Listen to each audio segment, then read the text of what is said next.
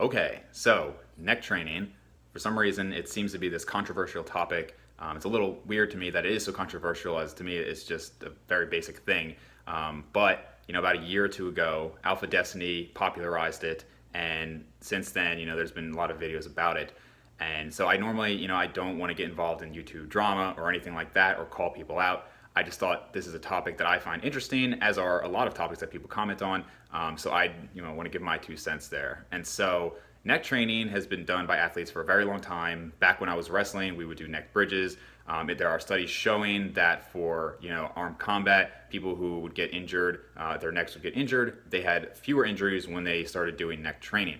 And so it's obviously helpful from an injury standpoint. But the topic now is hypertrophy.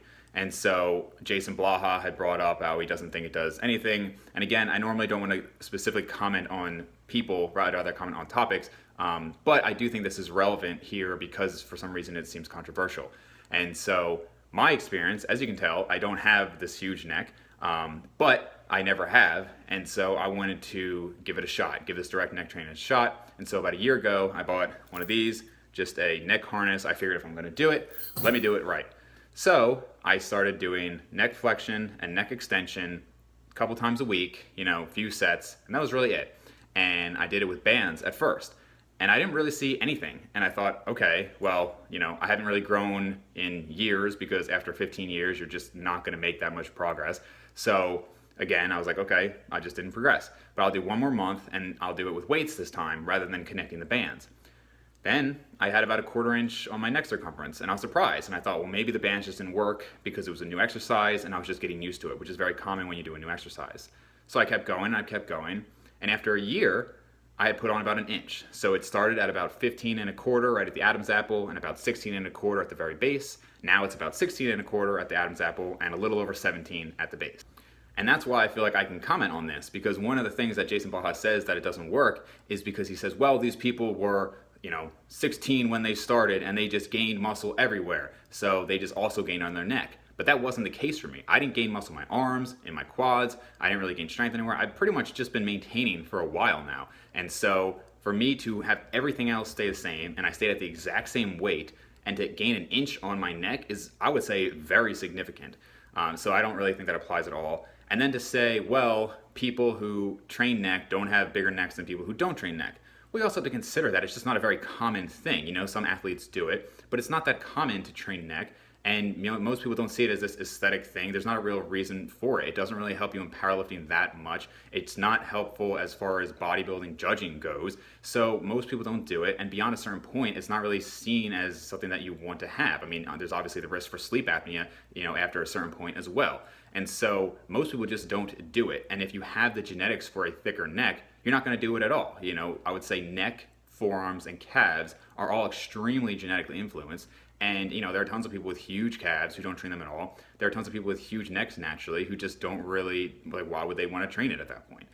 So I think that's a big point. So in addition to my own results, which I think are pretty clear and pretty definitive, I mean, I don't know how else you explain staying the same all this time and then in a year gaining 1 inch on your neck, when I was already doing overhead presses, I was already doing deadlifts, I was already doing squats, I was already doing rows, I was doing, every main exercise, and I was at where I was at. And then I added neck, and all of a sudden it grew 1 inch. Over time, of course, but it did happen.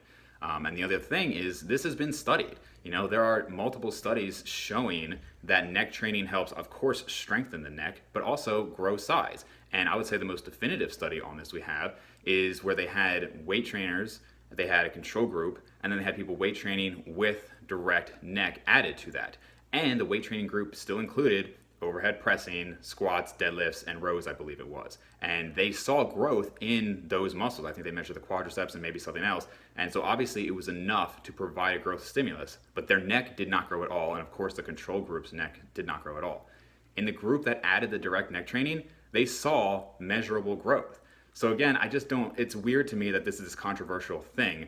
I don't think most people need to train neck. I think you can if you want to. If you're an athlete, it could benefit you. But to say that doesn't work, I think is very odd because there's many examples of it. I have a personal example where I gained no weight, no size anywhere else except my neck. And we have a study showing it. It was a 12-week study. I will post it down below.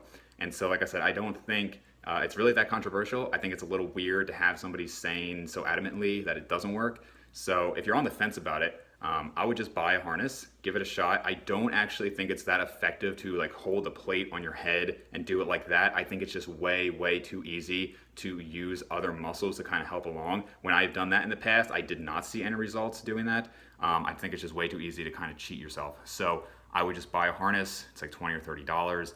Give it a shot for a few months, see how it works. Obviously try to progress, but you have to be pretty careful when you're doing neck training. So I wouldn't be jerking the weight up or anything like that. And that's it. If you have any questions about it, I'm happy to, explain what I did, but it was pretty simple, honestly. It was a few neck flexion sets, a few neck extension sets, and then recently I've added some side flexion to see if that helps at all. So give it a shot. Tell me if you have different opinions, and I'd love to discuss it.